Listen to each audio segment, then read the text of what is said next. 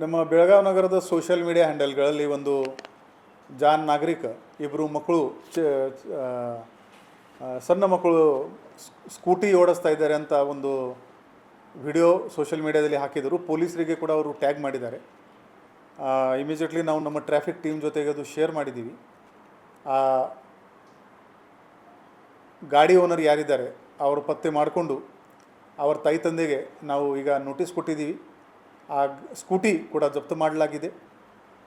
ಈ ಥರ ಸಣ್ಣ ಮಕ್ಕಳನ್ನು ಗಾಡಿ ಕೊಟ್ಟಿದ್ದರೆ 25,000 ದಂಡ ಅವರು ಕಟ್ಟಿದರೆ ಮಾತ್ರ ಆ ಕೋರ್ಟಿಂದ ಈ ಸ್ಕೂಟಿ ರಿಲೀಸ್ ಆಗುತ್ತೆ. ಆಲ್ರೆಡಿ ಕಾನೂನಿ ಪ್ರಕ್ರಿಯೆ ನಾವು ಕಂಪ್ಲೀಟ್ ಮಾಡಿದ್ದೀವಿ. ಬರೋ ದಿನಗಳಲ್ಲಿ ಕೂಡ ಈ ಥರ ಸಣ್ಣ ಮಕ್ಕಳು ಗಾಡಿ ಓಡಾಡ್ತಾ ಇದ್ದರೆ ಅವರ ಮೇಲೆ ನಾವು ಖಂಡಿತವಾಗಿ ಕ್ರಮ ತಗೋತೀವಿ.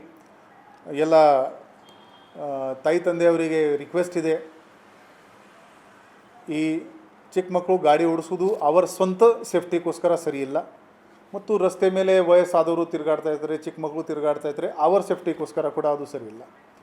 ಇನ್ನೂ ಹೆಚ್ಚಿನ ಪ್ರಮಾಣದಲ್ಲಿ ಈ ಕೇಸಸ್ ಹಾಕ್ತೀವಿ. ಫೈನ್ ತುಂಬ ಜಾಸ್ತಿ ಇದೆ, 25,000 ಫೈನ್ ಇದೆ. ಸೊ ದಯವಿಟ್ಟು ನೀವು ನಿಮ್ಮ ಮಕ್ಕಳನ್ನು ಯಾರ ಹತ್ರ ಡ್ರೈವಿಂಗ್ ಲೈಸೆನ್ಸ್ ಇಲ್ಲ ಅಂಥವರಿಗೆ ನೀವು ಗಾಡಿ ಕೊಡ್ತಾಯಿದ್ರೆ, ಅವರು ಅಪ್ರಾಪ್ಯ ಇದ್ದರೆ ನಿಮ್ಮ ಮೇಲೆ ಕಾನೂನು ಕ್ರಮ ಖಂಡಿತ ಆಗುತ್ತೆ.